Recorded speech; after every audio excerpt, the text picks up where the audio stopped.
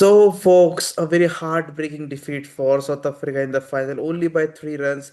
Neev Chopra is not that much happy. It's acceptable that he's not happy, but Neev, seriously, how could you couldn't score 7 runs in the last over when you had two set batters? You had a all-rounder present after that, but still, you find a way to lose the game, South Africa. Yeah, but honestly, hats off to Matt Henry because that last over was very important for him from the New Zealand side. Yeah, but that was a very tough because both Dewald Brevis, he was like going like he had three sixes at one moment. He was like looking like in the 18th over, he was looking like he was going to take over the match, get it to the end. Even George Linde looked like he was going to help a lot. But then at the end, Matt Henry had one of the best final overs that I've ever seen. Yes, South Africa made a mess by themselves only. Like they could have easily taken some singles, doubles in the last over, take it to the last two balls, and then finish the game. And they thought that they can wrap up the game. You remember the dismissal of George Linde. He played a baseball pull shot straight on the ground, and there was long on. There was Darren Mitchell. He could have easily played a pull shot at deep square, a deep point, deep square leg, or any other place, and take 2 runs or 1 run there. There was time. In the last 6 balls, he required 7 runs.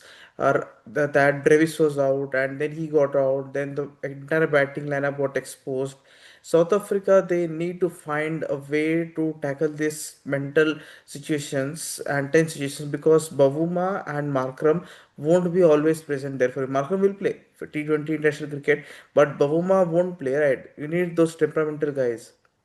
Mm, definitely, and also even one more VR Mulder, like you won't have him either as like a option that could bowl and bat. And the thing with South Africa right now, like in this match, I saw like even like in the last over, they had a huge chance. Even despite them doing pretty bad on the first two balls, they still had a huge chance with 3 balls left because New Zealand had dropped a catch, but they couldn't even complete it after that.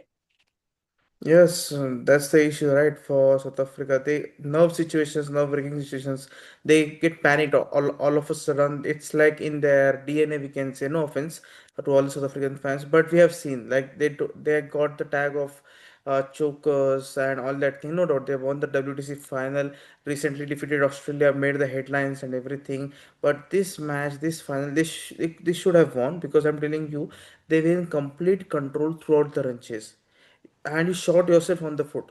That's why it's more concerning, I would say, to the every South African fan, cricket fan, and everything. Because in T20 World Cup 2026, which is in India and Sri Lanka, such situations are bound to happen, and this will be at the back end of your mind. Like we lost this close game, close game. This might haunt South Africa. Hmm, I definitely agree with that because I remember even before the 2024 World Cup, there were a couple of matches before the West Indies series which had haunted them, and then they ended up getting haunted.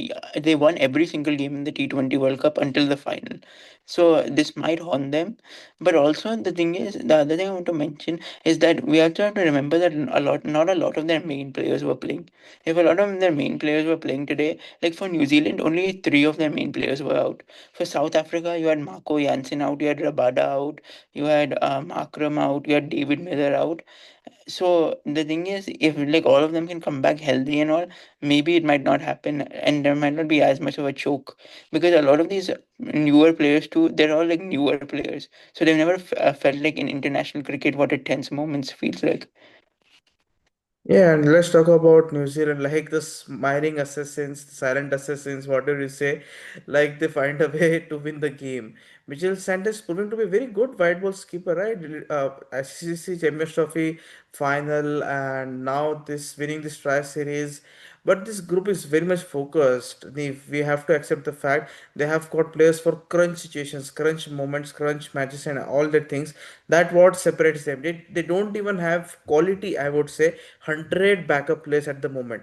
They will just have 20, 30 players, a pool of 30 players. They are rotating them, managing their workload. They are playing franchise cricket now. USA's MLC and New Zealand cricket is going to collaborate in the next 2 years. By 2027, they are going to work for MLC. Something like that agreement is has reached and all that stuff.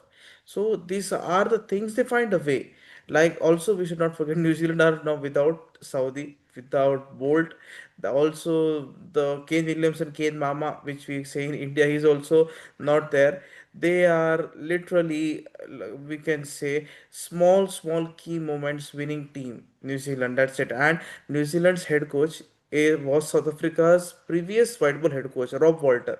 So Rob Walter, I guess he knew something like we didn't know, like an out of the box ideology and theory, which literally helped New Zealand to beat South Africa in the this try series. Yeah, yeah, definitely. And actually, going into the 2026 World Cup T20, New Zealand is definitely my favorite in that one because the depth that they have in their batting lineup, I don't think another team in the world is as underrated as them with their batting lineup depth. Like from Michael Bracewell and Mitchell Satner all the way to the top order, when they obviously had Devon Conway playing really well from the left side, and from the right side they could either have Finn Allen playing really well, even Tim Seifert we saw. So they definitely are very underrated. Devon Folks, he showed a lot of promise too. Hmm. Even obviously Mark Chapman. So they do definitely have that on their side, and also they also have this fighting hunger, which Mitchell Satner has been part of.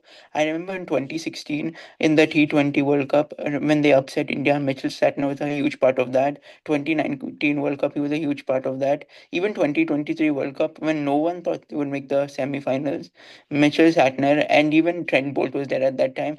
Those two had some of the best spells to get them in. Yes, and New Zealand, the way they in T24 T20 World Cup, they got beaten up by West Indies and also by the likes of Afghanistan. The conditions were tricky. The pitches were spin friendly and they got exposed. But in the case in the T20 World Cup in India and Sri Lanka, it won't turn that much, especially in India. It will be batting tracks. We will have some good sporting pitches as well. So New Zealand is now peaking at the perfect time. Now they have a little bit of break and then they will go back to their home season. Bumper home season is coming. Matt Entry said. But let's talk about now Zimbabwe. Like this T20 Test series was in Zimbabwe and everything.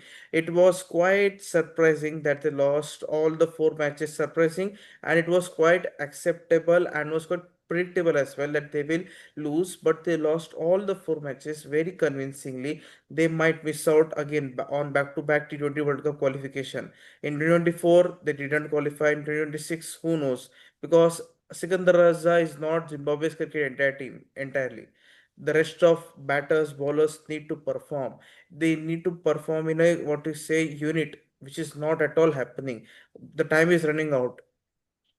Yeah, and also I wanted to mention that in the Africa qualifiers, which are going to happen around September, October, there's so many teams in Africa itself that have grown so much. Like Namibia, we saw them make the last World Cup, T20 World Cup. There's Nigeria, even Kenya is making a small comeback. So yeah, Zimbabwe might actually be in a world of trouble if Sikandar Raja doesn't help like pick up this group.